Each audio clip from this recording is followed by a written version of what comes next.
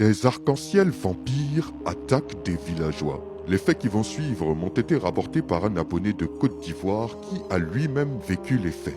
Voici son témoignage. Il y a environ 10 ans de cela, ma mère et ma grand-mère m'ont envoyé pour faire des travaux dans un campement non loin de Divo, en Côte d'Ivoire. Un jour, alors que nous étions en train de travailler au champ, il s'est mis à pleuvoir de façon intense. Mes oncles et moi, nous sommes allés nous mettre à l'abri, en attendant que la pluie cesse. Non loin de là où nous étions, il y avait des collines. C'est alors que j'ai commencé à voir de la fumée s'échapper d'une des collines. Mais ce qui était étrange, c'est qu'il y avait aussi un arc-en-ciel à l'intérieur de cette fumée. J'ai alerté mon oncle en lui montrant ce phénomène. Ce dernier a alors tout de suite réagi en disant que cet arc-en-ciel n'était pas un arc-en-ciel normal. Il dit à ma tante de mettre son enfant au dos rapidement et que nous devions partir de l'apatam sous lequel nous nous étions abrités. À peine étions-nous partis qu'en l'espace de quelques secondes, l'arc-en-ciel est arrivé sur l'apatam où nous étions. Quelques minutes passèrent et il disparut d'un coup. C'est alors que nous avons remarqué de l'autre côté du champ,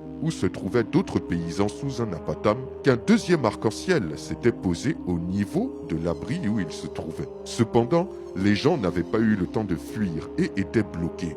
Ils étaient comme paralysés et ne pouvaient ni bouger ni parler. C'est alors que mon grand-père s'est dirigé en courant vers eux et a commencé à faire brûler du tabac à côté de l'apatam, ce qui a eu pour effet de faire disparaître l'arc-en-ciel. Nous étions tous stupéfaits. Mon grand-père, qui était un initié, nous expliqua que ces deux arcs-en-ciel, en réalité, étaient des esprits maléfiques mâles et femelles, qui étaient venus pour collecter du sang, et que s'ils n'avaient pas fait brûler du tabac pour les faire fuir, ceux qui étaient restés bloqués sous l'apatam seraient certainement morts ou tombés gravement malades.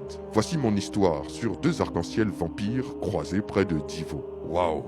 Quelle histoire extraordinaire! Avez-vous déjà vu ou entendu quelque chose de similaire? J'attends vos réponses dans les commentaires.